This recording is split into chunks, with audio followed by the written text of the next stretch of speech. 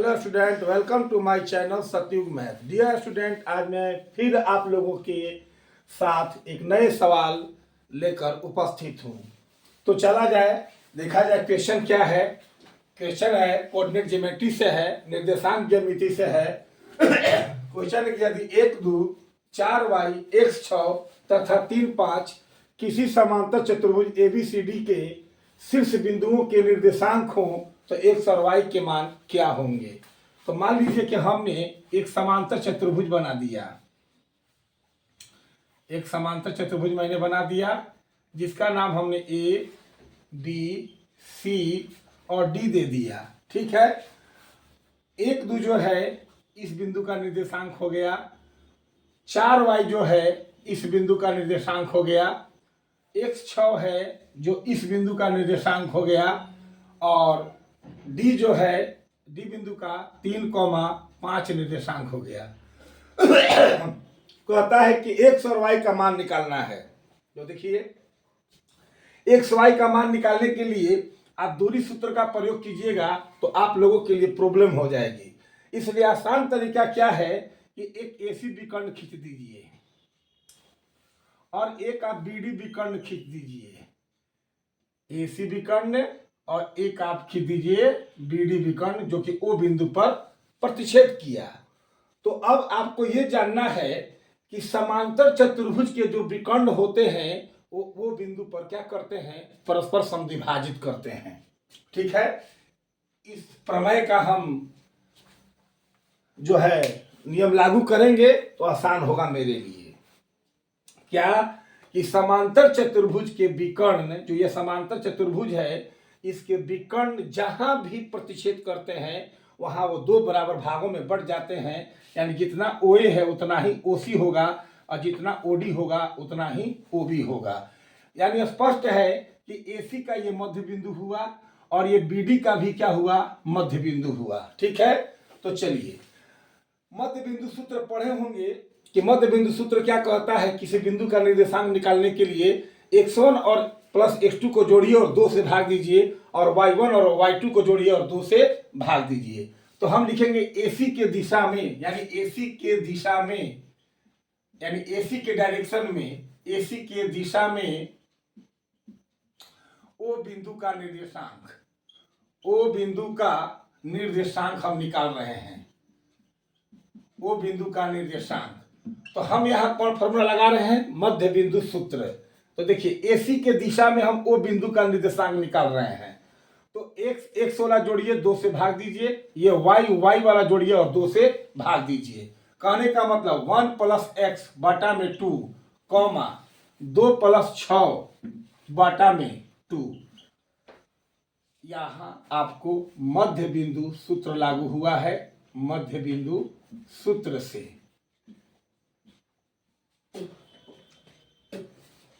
अब चलिए, तो ये आपका O बिंदु का निर्देशांक निकल गया किस दिशा में, तो AC के दिशा में। यहां O भी जो है इस BD का मध्य बिंदु है, तो हम BD के दिशा में O बिंदु का निर्देशांक निकालेंगे। BD के दिशा में O बिंदु का निर्देशांक निकालेंगे। O बिंदु का निर्देशांक हम निकाल रहे हैं, तो क्या होगा, BD के दिशा में O बिंदु का निर्देशांक 4 + 3 बटा में 2 और y + 5 बटा में 2। आप लोग मध्य बिंदु सूत्र पढ़े होंगे। तो चलिए अब देखिए, बात ऐसा है कि इस बिंदु का निर्देशांक यहाँ पर AC की दिशा में ये आया है और यहीं पर O बिंदु का निर्देशांक BD के दिशा में आपका ये आया है। आप लोग जानते हैं कि किसी भी कोऑर्डिनेट ज्योमेट्री में किसी एक बिंदु का निर्देशांक कोई भी एक बिंदु का निर्देशांक एक ही होगा, अलग अलग तो होगा नहीं।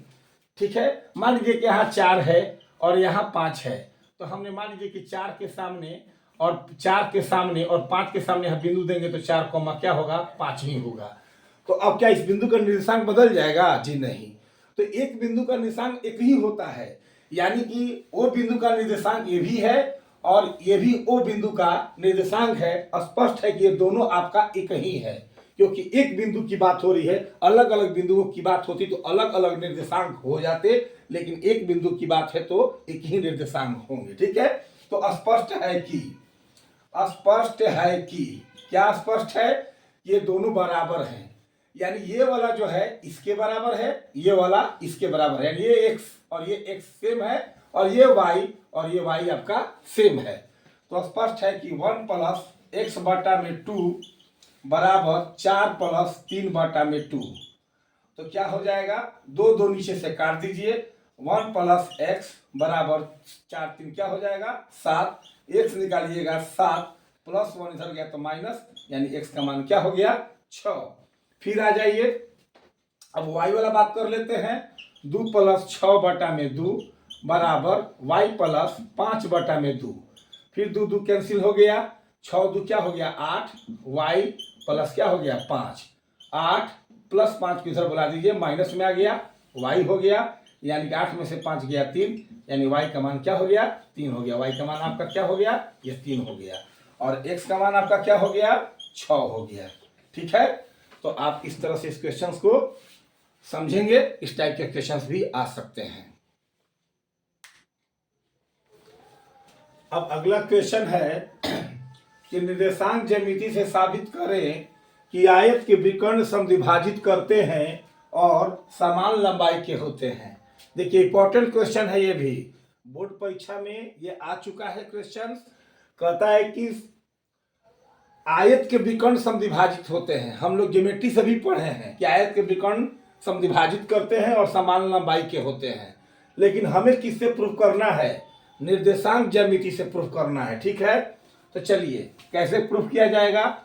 हम OX अक्ष पर एक बिंदु A लेते हैं जिसकी लंबाई मान लीजिए हमारा क्या है? A है, और OY अक्ष पर एक बिंदु हमने B लिया, ठीक है, जिसकी यहां से यहां तक की लंबाई b है। ध्यान दीजिएगा हमने OX अक्ष पर एक बिंदु O लिया, कार्तीय तल का निर्माण किया है, ये x अक्ष और ये y अक्ष।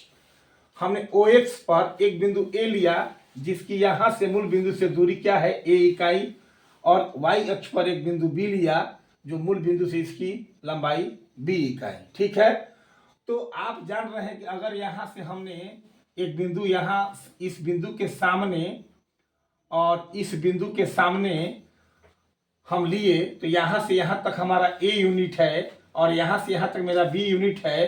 तो इस बिंदु का निशान क्या होता है? तो पहले x वाला लिखा जाता है और फिर y वाला लिखा जाता है। तो इस बिंदु का निशान आपका क्या हो गया? a, क्या हो गया? b हो गया। अब आप क्या कीजिए, इस बिंदु को मिला दीजिए और इस बिंदु को भी आप क्या कीजिए, इस बिंदु से इस बिंदु को मिला दीजिए। नाम इसका आप रखना चाहिए तो C रख सकते हैं। अब क्या है कि OX पर जो ये बिंदु हमने A लिया, तो यहां से यहां तक a इकाई है, तो इस बिंदु का निशान क्या होगा? तो आप लोग पढ़े होंगे कि x अक्ष पर y का मान 0 होता है और y अक्ष पर x का मान 0 होता है। तो 100% है कि यहाँ पर y का मान 0 होगा और यहाँ से यहाँ तक हमारा a है, तो a इकाई लिख दिए a और कॉमा क्या चीज? 0। और इस बिंदु का निशान पर y अक्ष की बात है, तो इस पर x का मान 0 होगा, तो श्योर है x का मान 0 होगा और यहाँ से यहाँ तक की दूरी जो है b इकाई है, तो 0 कॉमा क्या हो गया? b हो गया। और बिंदु O जो है ये मूल बिंदु है जिसका निशान 0 कॉमा क्या हो गया? 0 हो गया। ठीक है, अब हमने क्या किया कि ये एक चतुर्भुज बना, ठीक है, मतलब आयत बना, और आयत को हमको दिखाना है कि जो विकर्ण है, ये जो विकर्ण है ये जहां पर भी काटेंगे, जहां पर भी काटेंगे तो ये विकर्ण परस्पर समद्विभाजित हो जाएंगे, यानी कि OA बराबर OB और OC बराबर हमारा क्या आना चाहिए? इसका नाम हम कुछ दे देते हैं, इसका नाम दे देते हैं P बिंदु, चूंकि मूल बिंदु O हम दे रखे हैं तो अच्छा नहीं लगेगा। तो हमको दिखाना है कि PA बराबर PB और PC बराबर PO, यानी कि विकर्ण परस्पर क्या करते हैं? समद्विभाजित करते हैं। और फिर दिखाना है कि ये विकर्ण समान लंबाई के होते हैं। तो चलिए क्या करेंगे कि लेट माना कि x अक्ष पर एक्स अक्ष पर OA बराबर A इकाई और y अक्ष पर OB बराबर B इकाई।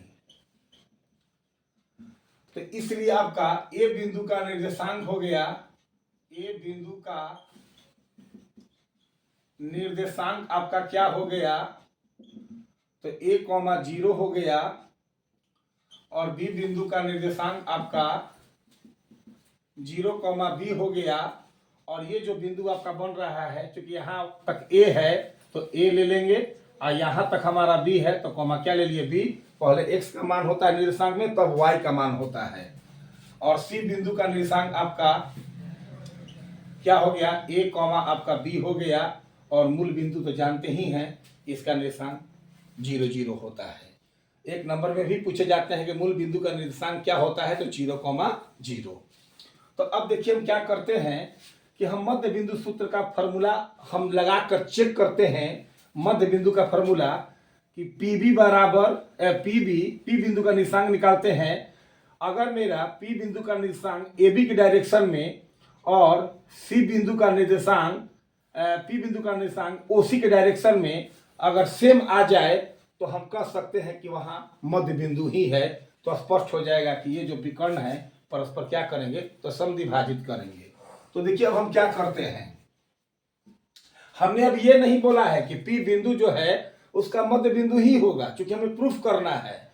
बात को समझिएगा, हम P बिंदु का निर्देशांक निकालते हैं मध्य बिंदु के माध्यम से कि इसका निर्देशांक और इसका इस दिशा में निर्देशांक सेम आ जाए तो कह सकते हैं कि हाँ वो इसका मध्य बिंदु है। तो क्या करते हैं कि मध्य बिंदु सूत्र से हम AB की दिशा में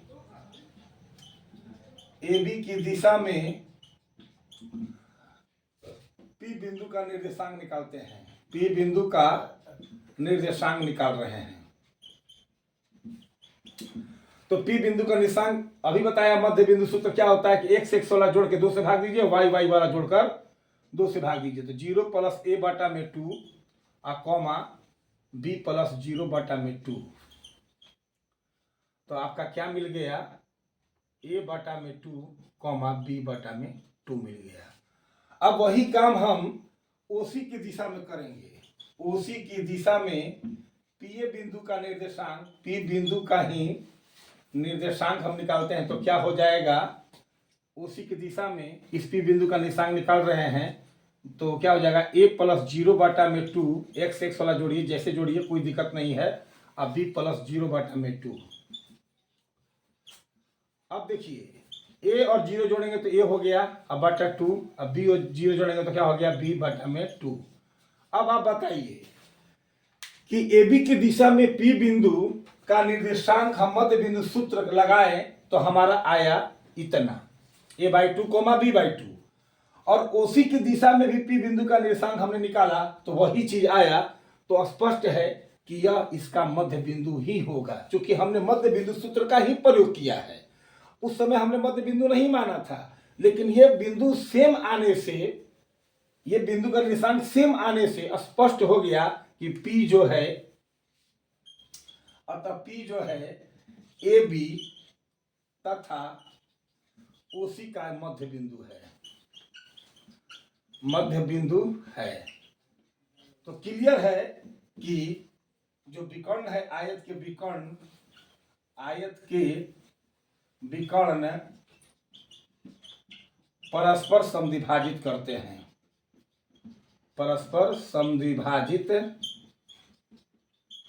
समद्विभाजित करते हैं। तो ये आपका क्लियर हो गया। अब हमें क्या बताना है कि इस विकर्ण की जो लंबाई होती है वही सेम होता है। सही बात है। तो इसे दिखाने के लिए अब हम काम करते हैं। तो इस वीडियो को पॉज करके इसको आप लोग नोट कर सकते हैं। अब चलिए आगे हम बताते हैं।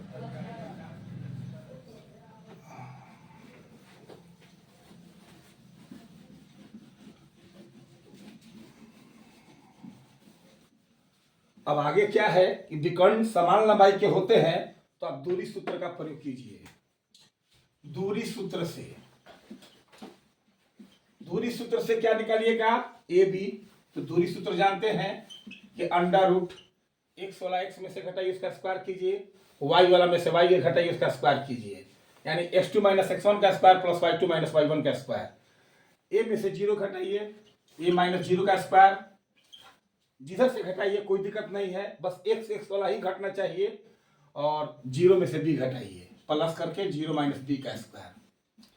तो आपको क्या मिला, a में से 0 जाएगा तो a का स्क्वायर, अब प्लस 0 माइनस बी तो क्या हो जाएगा माइनस बी का स्क्वायर। क्या मिल गया, अंडर रूट ए स्क्वायर प्लस क्या चीज बी स्क्वायर। ए भी हमारा निकल गया। अब इसी तरह हम ओसी निकालेंगे दूरी सूत्र से। ओसी बराबर 0 में से ए घटा दीजिए, 0 माइनस ए का होल स्क्वायर, एक्स वाला एक्स घटा रहे हैं, फिर 0 में से बी घटा दीजिए, प्लस कीजिए 0 में से बी का स्क्वायर कीजिए, 0 माइनस ए का स्क्वायर, अब प्लस 0 माइनस बी का स्क्वायर, अंडर रूट मिल गया, माइनस का स्क्वायर प्लस होता है ए स्क्वायर प्लस क्या हो गया बी स्क्वायर, यहाँ भी माइनस का स्क्वायर प्लस हो गया। तो देखिए जितना ए बी आया है उतना ही आपका ओसी भी आया है, तो स्पष्ट है कि हमारा विकर्ण भी क्या है, समान है, अतः विकर्ण की लंबाई भी समान है। विकर्ण की लंबाई समान है। चलिए, और ये आपका हो गया क्या चीज, प्रूफ। तो ठीक है, इसी तरह के रोज नए नए क्वेश्चंस के साथ मैं वीडियो लेकर आऊँगा, बनाऊंगा, उसे आप ध्यान से देखेंगे और समझने का प्रयास करेंगे। Thank you so much.